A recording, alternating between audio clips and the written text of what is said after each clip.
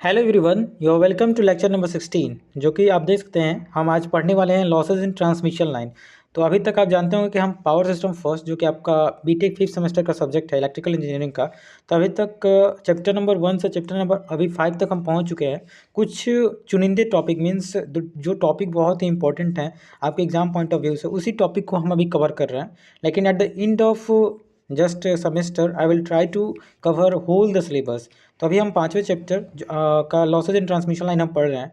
तो आपको हम बता दें मतलब लेक्चर नंबर 1 से 15 तक अगर आपने नहीं पढ़ा तो you can go in playlist and you can see whatever the really topic is important according to your semester point of view I have covered. So अगर उसमें कोई आपको प्रॉब्लम फेस होता है then don't forget to comment below. So आज का topic हम start करते हैं without wasting the time. So losses in transmission line.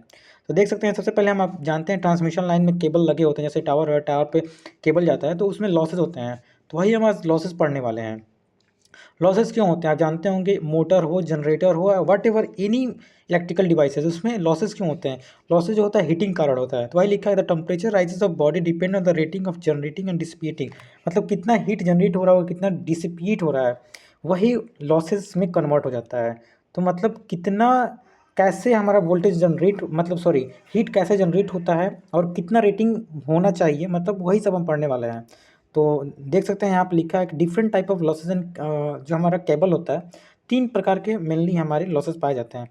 पहला जो होता है कॉपर लॉसेज इन केबल। आप जानते हैं कि हमारा जो केबल होता है या तो एल्युमिनियम या तो कॉपर का हमारा केबल होता है, तो उसमें कुछ लॉसेज होते हैं। तो वही पहला losses copper losses in cable हम पढ़ने वाले हैं। दूसरा हमारा लॉसेज जो है डाई इलेक्ट्रिक लॉसेज, और तीसरा जो है शीथ लॉसेज होता है। तीनों लॉसेज को वन लाइन बाई लाइन देखेंगे। ऑब्वियसली हम कह रहे हैं ना कि ये मे बी 7 नंबर में अगर ना पूछे तो 2 नंबर में क्वेश्चन ही पूछ ही सकता है। और आपके मतलब पॉइंट ऑफ व्यू से बहुत ही इंपॉर्टेंट है और नॉलेजेबल, मतलब नॉलेज भी होना चाहिए कि लॉसेज कितने प्रकार के होते हैं केबल में। सबसे पहले हम पढ़ते हैं हमारा कॉपर लॉसेज इन केबल। तो copper losses is determined by I square R losses. आप जानते होंगे, अगर ट्रांसफार्मर मशीन थोड़ा भी पढ़े होंगे तो आइडिया ही होगा। तो जो हमारा टेम्परेचर राइज होता है, जो मतलब रेजिस्टेंस पढ़ने से टेम्परेचर राइज होगा, वही राइज कैसे हम निकालते हैं रेजिस्टेंस का, आप ये भी पढ़े होंगे R equal to R naught 1 plus alpha T. आपने ये पढ़ा होगा कि जो रेजिस्टेंस का रिलेशन होता है टेम्परेचर से ये होता है। तो जहाँ R1 रेजिस्टेंस है टेम्परेचर T1 एंड जो अल्फ़ा होता है हमारा टेम्परेचर कोफिशिएंट होता है, यहाँ से हम R निकाल लेते हैं और यहाँ से हम बहुत अच्छे से जो हमारा मतलब कॉपर लॉसेज होता है ट्रांसमिशन लाइन में, हम आई स्क्वायर आर से निकाल लेते हैं। जब हमें हमें करंट मालूम है और यहाँ से हम आर निकाल लेंगे, आई स्क्वायर आर जैसे हम निकालेंगे हम कॉपर लॉसेज इन केबल निकाल लेंगे, फाइंड आउट कर लेंगे। उसके बाद सेकेंड जो हमारा लॉसेज होता है केबल में, वो जो होता है हमारा dielectric losses. Dielectric losses क्या होता है, देखिए सबसे पहले हम आपको बता दें, जैसे आप ये देख सकते हैं ये हमारा केबल जा रहा है, ठीक है, दो केबल जा रहा है यहाँ पोल से, ठीक है। इनके बीच में हमारा ईयर होता है। ईयर जो होता है वो इंसुलेटिंग मीडियम होता है। जब भी इंसुलेटिंग मीडियम के बीच में जब इलेक्ट्रिक मतलब पावर फ्लो होता है उसमें डाई इलेक्ट्रिक लॉसेज होता है। मतलब जो ईयर होता है वो आयोनाइज होने लगता है, वही आयोनाइजेशन के कारण हमारा जो है लॉसेज होने लगता है। और मतलब जो कैपेसिटेंस एग्जिस्ट करता है हमारे दो जो केबल ही जा रहे हैं उनके बीच में जो कैपेसिटेंस एग्जिस्ट करता है, वही कैपेसिटेंस एग्जिस्ट करने के कारण जो होता है हमारा रेजिस्टेंस और कैपेसिटेंस एग्जिस्ट होने के कारण ही हमारा डाइलेक्ट्रिक लॉसेज होता है। डाइलेक्ट्रिक लॉसेज को हम ऐसे समझ सकते हैं, जैसे हमारा केबल हो गया, मतलब ये हमारा लाइन जा रहा है, उसके बीच में कैपेसिटेंस भी आता है और रेजिस्टेंस भी आता है। अगर हम इसको फेजर डायग्राम से देखें तो हम वोल्टेज को अगर रेफरेंस लेंगे, कैपेसिटेंस जो होता है 90 डिग्री से लीड करेगा। और अगर हम इसका रिजल्टेंट देखें तो ये हमारा करंट यहाँ पे आएगा, ठीक है। ये हमारा कैपेसिटर का करंट हो जाएगा और ये हमारा रिजल्टेंट करंट हो जाएगा। तो आप एग्जाम में फेजर डायग्राम बना सकते हैं अगर 5 नंबर पूछता है तो अगर डाइलेक्ट्रिक लॉसेस कैसे हम निकालते हैं उसको देखें। Dielectric losses due to resistance given by V equal to मतलब ये एच कह सकते हैं, मतलब वही H equal to V square R होता है, जानते हैं। अगर यहाँ से हम टेन मतलब लेमडा निकालें यहाँ से टेन, तो आई जो होता है आई और हमारा ये जो है आई अपन आई हो जाएगा। ये हमारा कैपेसिटर का करंट है और आई जो है यहाँ पे दिया होगा, आई जो है हमारा कैपेसिटर का करंट है।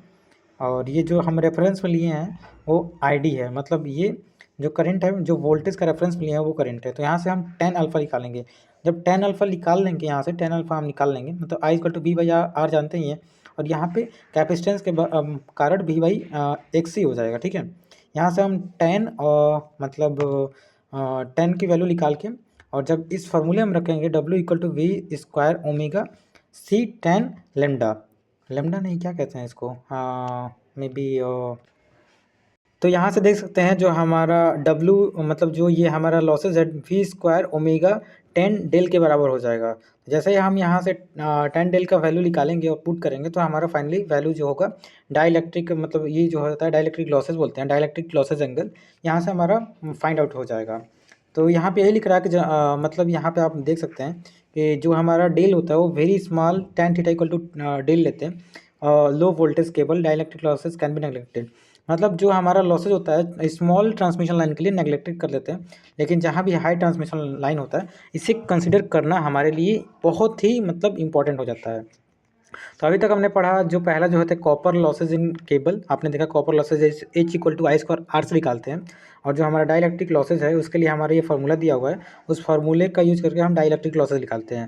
उसके बाद तीसरा जो होता है वो शीथ लॉसेज होता है, जो हमारा AC ट्रांसमिशन होता है, आप जानते हैं ट्रांसमिशन जो है AC में होता है, तो अल्टरनेटिंग फ्लो करने के कारण जो हमारा पल्सेटिंग मैग्नेटिक क्रिएट होता है, हमारे जो केबल होते हैं उसके आसपास पल्सेटिंग मैग्नेटिक क्रिएट होता है। तो उस मैग्नेटिक जो इलेक्ट्रिक पल्सेटिंग मैग्नेटिक लिंक करता है हमारे लीड सेट से, उसके कारण उसमें करंट इंड्यूस होता है। वही इंड्यूस करंट होने के कारण हमारा हीट प्रोड्यूस होने लगता है, और वही हीट जो होता है वो मतलब फ्रीक्वेंसी के चेंज होने के कारण हमारा हीट जो है लॉसेज में कन्वर्ट हो जाता है। और मतलब ये जो शीथ लॉसेज होता है इसको भी हम I square 3 omega square R M S upon D का whole square into 10 to the power -18, मतलब ये तो क्वेश्चन नहीं आता इस पर, लेकिन आप याद कर सकते हैं अगर आप कोई कंपटीशन एग्जाम का प्रिपरेशन कर रहे हैं तो। ये कोई इतना इंपॉर्टेंट नहीं होता है, मतलब आई जो है करंट पर कंडक्टर है, और ये आर एम एस जो है मीन रेडियस ऑफ शीथ है, और यहाँ पे आर जो है शीथ रेजिस्टेंस, डी जो है स्पेसिंग बिटवीन कंडक्टर हो गया, मतलब जब हम पोल पे कंडक्टर ले जाते हैं तो उनके बीच में रेडियस या डायमीटर कितना है वो होता है। This losses are practically very small hence it's neglected, कह रहे हैं ना कि ये बहुत ही कम होता है, जो हमारा शीथ लॉसेज होता है वो बहुत कम होता है, इसलिए नेगलेक्ट भी किया जाता है। लेकिन अगर बहुत ही एक्यूरेट हमें वैल्यू चाहिए कितना लॉसेज हो रहा है ट्रांसमिशन लाइन में, तो हम इसको शीथ लॉस को भी कंसिडर करते हैं। सबसे पहले हमने कॉपर लॉस पढ़ा, फिर डाइलेक्ट्रिक लॉसेज पढ़ा। जो हमारा कॉपर लॉस होता है वो हमारा सबसे पहले हम R equal to R naught 1 plus alpha T से हम आर निकालेंगे, उसके बाद हमारे करंट की वैल्यू मालूम है तो आई स्क्वायर आर से हम कॉपर लॉस निकालेंगे। और दूसरा जो है हमारा शीथ लॉस निकालने के लिए पहले हमें 10 डेल की वैल्यू निकालनी पड़ेगी, जहाँ डेल हमारा जो है डेल जो है क्या है डाइलेक्ट्रिक लॉसेज एंगल है।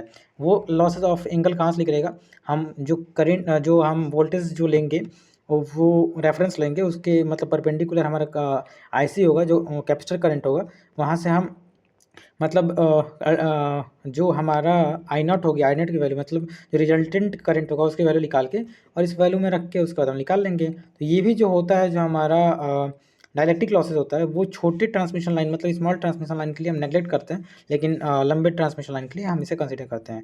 तो इस छोटी सी वीडियो में हम यही आपको बताने की कोशिश की कि हमारा ट्रांसमिशन लाइन में लॉसेज जो होता है कितने प्रकार के होते हैं, और मतलब ये लॉसेज क्यों होते हैं। तो इस वीडियो में आई होप समझ में आएगा कि लॉसेज इन ट्रांसमिशन लाइन क्या होता है।